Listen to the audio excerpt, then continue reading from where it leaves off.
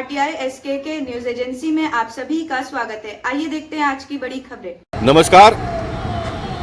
जैसे हमने पहले जानकारी दी थी कि हम आज 1 बजे कांदिवली फायर स्टेशन के सामने ये जो आप देख रहे हैं भगत निवास है और ये जो 3 मीटर का रोड है इसके अंदर गोपाल भवन है। ये गोपाल भवन 2020 में 19 को हमने पत्र व्यवहार किया महानगर पालिका से, बिल्डिंग डिलेपिडेट करके उन्होंने डिक्लेयर किया। हमने कहा कि ये बिल्डिंग अच्छा है, इसको तोड़ो मत, रिपेयर करेंगे, लेकिन उसके बावजूद भी महानगर पालिका ने इसको तोड़ दिया। तोड़ने के बाद में भगत निवास वाले उनका बिल्डिंग का रीडेवलपमेंट के लिए जाने वाले थे। तो जब ये गोपाल भवन के लोग मेरे पास आए तो एक सांसद के नाते मैंने बिल्डिंग प्रपोजल कांदिवली में चिट्ठी लिखा कि ये जो पहला दोनों गोपाल भवन और भगत निवास ये एक ही प्लॉट हुआ करता था, लेकिन ये दोनों प्लॉट अलग अलग डेवलपमेंट होने के बाद में इसका सब डिवीज़न हो गया और गोपाल भवन के लिए 3 मीटर का रास्ता उन दिनों के कायदा एक्ट रूल के हिसाब से रखा गया था। लेकिन अब FSI बढ़ गया तो रोड विड्थ की भी आवश्यकता ज़्यादा है। अगर आपकी प्राइवेट प्रॉपर्टी है तो 4.5 मीटर पे भी कॉरपोरेशन प्लान पास करती है, अन्यथा अभी 6 मीटर को भी 9 मीटर किया गया। लेकिन ये कोई लेआउट नहीं है, इसलिए इसको 9 मीटर रोड की वैसे आवश्यकता नहीं है। 6 मीटर में भी हो जाएगा, 4.5 मीटर में भी ये डेवलपमेंट हो सकता है। लेकिन कॉरपोरेशन को बिल्डिंग वालों ने चिट्ठी लिखा, सांसद के नाते मैंने चिट्ठी लिखा और ये कहा कि बिल्डिंग बाजू का जिसको आप डेवलपमेंट परमिशन देंगे तो IOD में ये इंसिस्ट करो कि आपको 1.5 मीटर रास्ता गोपाल भवन के लिए छोड़ना पड़ेगा। लेकिन हमारे कांदिवली के बिल्डिंग प्रपोजल के डेप्यूटी चीफ इंजीनियर चौधरी जी और एग्जीक्यूटिव इंजीनियर भूरे, ये दोनों ने उसको लापरवाही किया और परमिशन दे दिया। परमिशन देने के बाद में फिर हमने कहा कि भाई आपने इनको परमिशन दे दिया, कोई प्रॉब्लम नहीं है, क्योंकि मेरा जो काम करने का स्वभाव है, मैं किसी का काम रोकने का काम कभी भी नहीं करता हूँ। रुका हुआ काम, बंद पड़ा हुआ काम शुरू कैसे हो उसके लिए मैं प्रयास करता हूँ। तो इनका काम चलने दो, हमको कोई प्रॉब्लम नहीं है, लेकिन आप बगल वाले को रास्ता दो। 2-3 साल से बहुत सारा प्रयास करने के बाद में भी कोई रास्ता नहीं निकला। फिर मैंने कमिश्नर को चिट्ठी लिखी। कमिश्नर को चिट्ठी लिखने के बाद हमारे जो लॉ ऑफिसर है सोनावने, लॉ ऑफिसर सोनावने ने इसका एक सीनियर एडवोकेट के पास से ओपिनियन मांगी, जो कि कोई आवश्यकता नहीं है, लेकिन इनको टाइम पास करना था। और बगल वाले आर्किटेक्ट या बिल्डर या तो जो भी है उनको फेवर हो, इस प्रकार का ये मिलिंद साठे नाम के सीनियर एडवोकेट ने एक ओपिनियन दिया है। 14 पेज का ओपिनियन है। वैसे 14 पेज का ओपिनियन की कोई आवश्यकता होती नहीं है, लेकिन कॉरपोरेशन के पास से बड़ा अमाउंट लेने के लिए कुछ ना कुछ तो लिखना पड़ता है, इसलिए उन्होंने पूरा स्टोरी लिखकर ये ओपिनियन दिया है। और वो कहते हैं कि आप ऐसा किसी को इंसिस्ट नहीं कर सकते हो।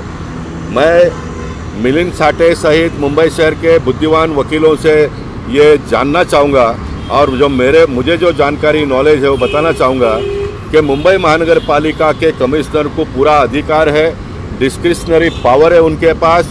एक्ट में ये प्रोविज़न है। एक्ट ये कहता है कि आप 6 मीटर का RL प्रिस्क्राइब करो तो बगल वाले का ओपन स्पेस हम ले सकते हैं। कोई भी सोसाइटी का भी 6 मीटर का 9 मीटर करने का देवेंद्र फडणवीस जी ने जो गत बार मुंबई में एक बड़ी सभा हुई उसमें ये कहा कि 9 मीटर का हम GR निकालेंगे। जो भी डेवलपमेंट जिसको करना है आप अपना 1.5 मीटर जगह दे दो, आपको मुंबई महानगर पालिका परमिशन देगी, आपका प्लान अप्रूव करेगी। इस प्रकार का प्रोविज़न एक्ट में है। कमिश्नर को पूरा पावर है। उसके बावजूद भी बिल्डिंग प्रपोजल के लोग, हमारे चीफ इंजीनियर राठौड़ जी है, ये सारे लोगों ने मिलकर सीनियर एडवोकेट का ओपिनियन लिया और सीनियर एडवोकेट ने पूरी स्टोरी लिखी। ये 3 फुट का रास्ता था, बगल में ये है, फलाना ढिकना, 1975 से सारी बातों की कोई आवश्यकता नहीं। ओपिनियन ये मांगा था कि हम बगल का जगह ले सकते हैं क्या, मांगने की आवश्यकता नहीं थी। लॉ ऑफिसर सोनानी को मैं कहना चाहता हूँ, मैं मुंबई महानगर पालिका के आयुक्त इकबाल चहल जी को कहना चाहता हूँ, उनके जितने भी एडिशनल कमिश्नर है उनको मैं कहना चाहता हूँ, कमिश्नर को ये पूरा अधिकार है। साहब आपने बिल्डिंग तोड़कर आज 5 साल हो गए, 5 साल हो गए। 5 साल तक इस मुंबई शहर में किसी का बिल्डिंग आप तोड़ते हो तो आपका ये फर्ज बनता है कि हर 6 महीने में 12 महीने में आपने उनको चिट्ठी लिखकर कहना चाहिए कि आप बिल्डिंग क्यों नहीं बनाते हो। यानी ये ज़मीन मालिक हमारे किशोर भाई है, बहुत अच्छे आदमी है, बहुत भले है। नहीं तो दूसरा कोई बिल्डर होता था, ज़मीन मालिक होता था, बिल्डिंग तो टूट गया, लोगों को बेसहारे करके छोड़ देता था और मुझे ज़्यादा पैसा कैसा मिले उसके प्रयास में रहता था। लेकिन ये इतने भले आदमी है, वो कहते हैं कि साहब आप हमारा रोड का प्रॉब्लम सॉल्व करो, मैं सारे लोगों को घर बना कर देने को तैयार हूँ। तो मैं आपको बताना चाहूँगा कि किस प्रकार से ये कॉरपोरेशन चलती है, इसलिए मैं यहाँ पर फेस टाई करने के लिए आया। ये गोपाल भवन जैसे बहुत सारे मामले हैं। अभी आप देखिए, इसमें और एक मज़े की बात है, ये भगत निवास वाले पीछे के बिल्डिंग को रास्ता देने के लिए कैन कैन कर रहे, नहीं दे रहे। लेकिन नया DCP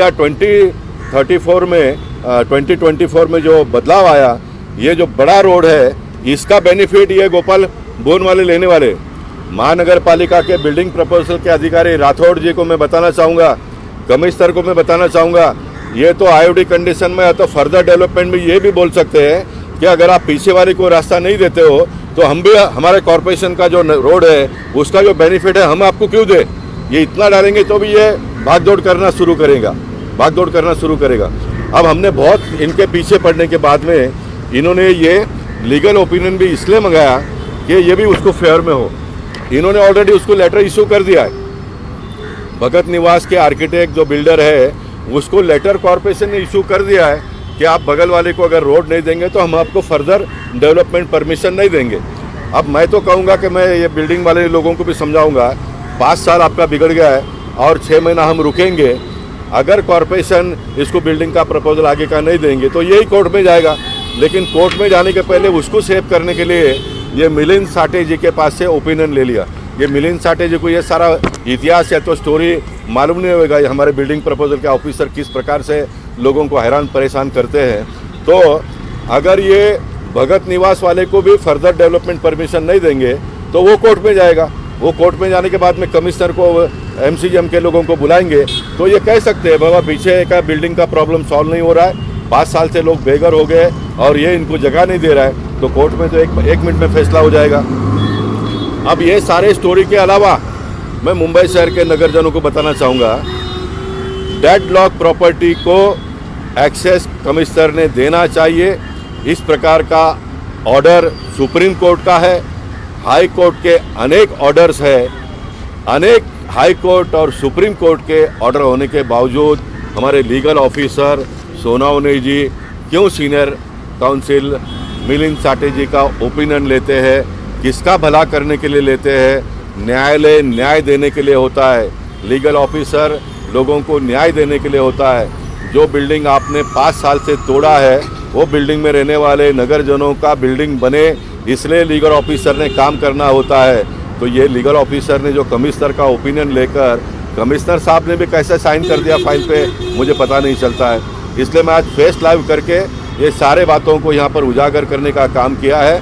मैं 2 दिन के बाद में chief engineer Rathore, municipal commissioner के चीफ इंजीनियर राठौड़ के केबिन के बाहर ये सारे भाड़ूतों को लेके जाकर वहाँ पर भी मुझे जो करना है वो करूँगा। उसके 2 दिन में अगर कमिश्नर ने कोई मूवमेंट नहीं किया, हलचल नहीं किया, तो मैं कमिश्नर के ऑफिस के सामने भी जाकर ये गोपाल भवन के लोगों को न्याय दिलाने का पूरा प्रयत्न करूँगा। ये गोपाल भवन जैसे एक्सेस रोड के प्रॉब्लम फेस करने वाले मुंबई शहर में बहुत सारे लोग हैं। ये सारे लोगों को मैं बताना चाहूँगा, आप आवाज़ उठाइए। आपके बिल्डिंग प्रपोजल जहाँ भी, कांदोली के लोग कांदोली में जाकर उठाइए, बैंड्रा जिसको लगता होगा बैंड्रा जाकर उठाइए, जहाँ पर भी लगता है, भाईकला जिसका लगता होगा भाईकला जाकर उठाइए। अगर आपको ये बिल्डिंग प्रपोजल के लोग मदद नहीं करते हैं तो आप मुझे बुलाइए, मैं आऊँगा। मैं टोटलिटी में इस मुंबई शहर के लोगों के लिए काम करूँगा। मेरे उप मुख्यमंत्री, पहले के मुख्यमंत्री देवेंद्र फडणवीस जी ने जो बिल्डिंग, डिलेपेटेड बिल्डिंग, रेंटेड बिल्डिंग, नए बिल्डिंग, लेआउट के बिल्डिंग, 6 मीटर का रोड जिसका पास है उसको 9 मीटर का जो कायदे में प्रोविज़न किया है, ऐसे सारे लोगों को मदद करने का काम करूंगा। ये जो चुनाव का 2 महीना है, मुझे पीयूष गोयल जी के साथ में पूरा उनको सहयोग देकर उनको भारी मतों से जिताकर दिल्ली भेजना है। वो तो जाने ही वाले हैं, लेकिन उसमें मेरा जो भी योगदान है वो मैं लगाने का प्रयास करूंगा। लेकिन इस बीच में भी मुझे जहाँ पर भी आने का आवश्यकता पड़ेगी, आप लोग जहाँ पर भी बुलाएंगे मैं वहाँ पर आऊँगा। मैं फिर एक बार गोपाल भवन के लोगों से माफ़ी चाहना चाहूँगा कि यहाँ पर हम सारे लोग होते हुए भी आप लोगों को 5 साल घर से बाहर रहना पड़ा।